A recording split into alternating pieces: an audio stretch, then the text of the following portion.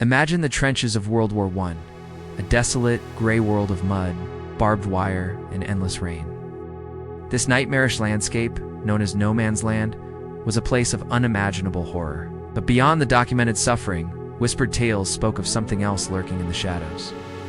They called them the wild men, shell-shocked deserters who had gone feral. Living between the lines, scavenging from the fallen, were they just broken soldiers?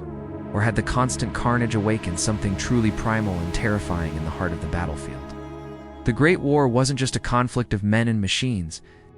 It was a breeding ground for legends that blurred the line between reality and the supernatural. Take the story of the Angels of Mons.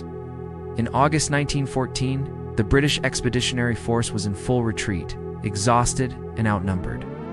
As the German army closed in, a miracle was said to have occurred. Soldiers reported seeing ghostly figures in the sky.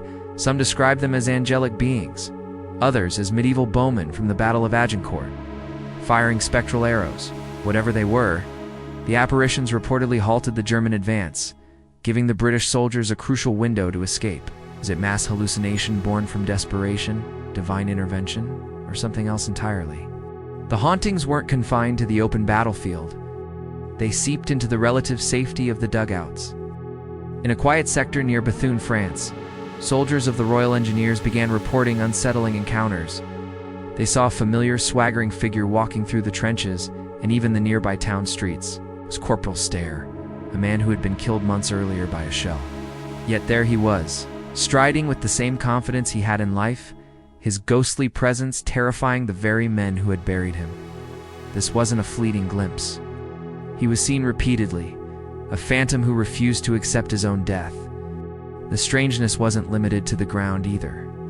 It reached into the skies, where a new kind of warfare was being born. In 1917, the legendary pilot Manfred von Richthofen, the Red Baron himself, reported a bizarre encounter over Belgium. During a dogfight, he claimed to see a mysterious object, a shimmering, silver disc that moved with impossible speed and agility, unlike any aircraft of the time. Even tried to engage it, firing his machine guns at the strange craft before it vanished. A pioneer of aerial combat, the Red Baron was known for his sharp eyes and sober judgment. So what did he see that day? An experimental enemy aircraft? Or something not of this world at all?